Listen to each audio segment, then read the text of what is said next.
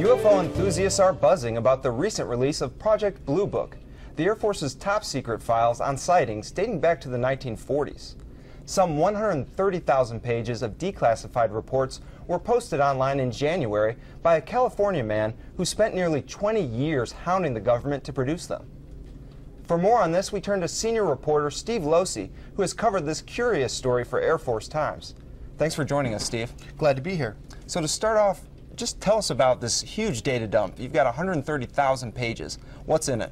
A lot of them are very terse descriptions of people's encounters with what they think are aliens or UFOs over a 20-year period. Some of them are photographs that admittedly aren't the greatest quality, Xeroxed images of what may be lights in the sky.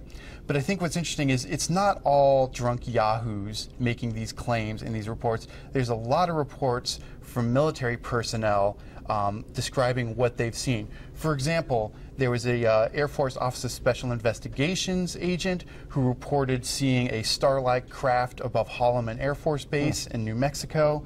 There was an Air Force major flying out of Wright-Patterson in 1965 who said he saw a craft moving up and down in a sine wave for some time before speeding off. So it sounds like there were some really legitimate reports. So whenever you hear about aliens, UFOs, you might think about Roswell, New Mexico, Area 51, and Little Green Men.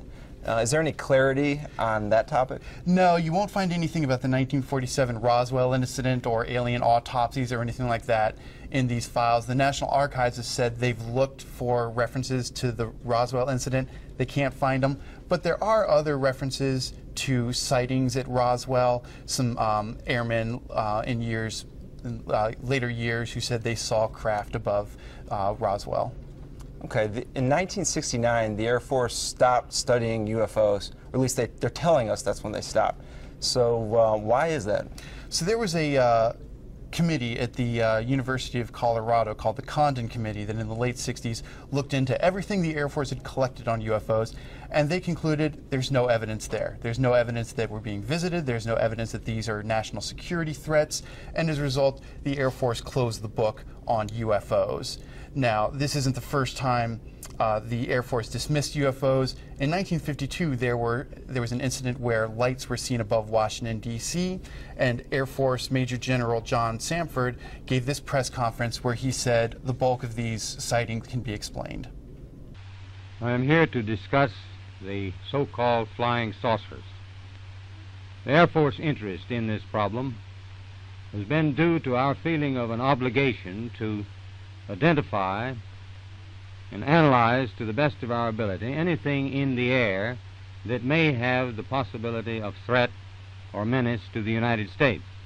We have been able adequately to explain the great bulk of them, explain them to our own satisfaction.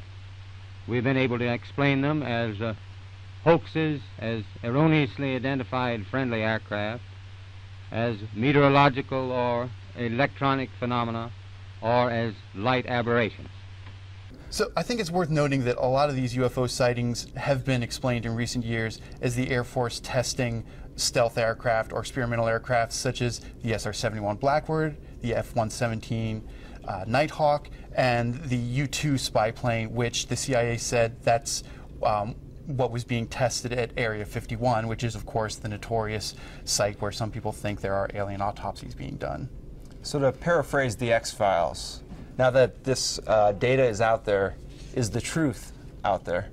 You know, that really depends on what you think. If you think the government has been above board and everything they know is in Project Blue Book, then case closed, it's all out there. But if you're skeptical, you know, I think Fox Mulder would probably devour all these files and then immediately start trying to poke holes in them.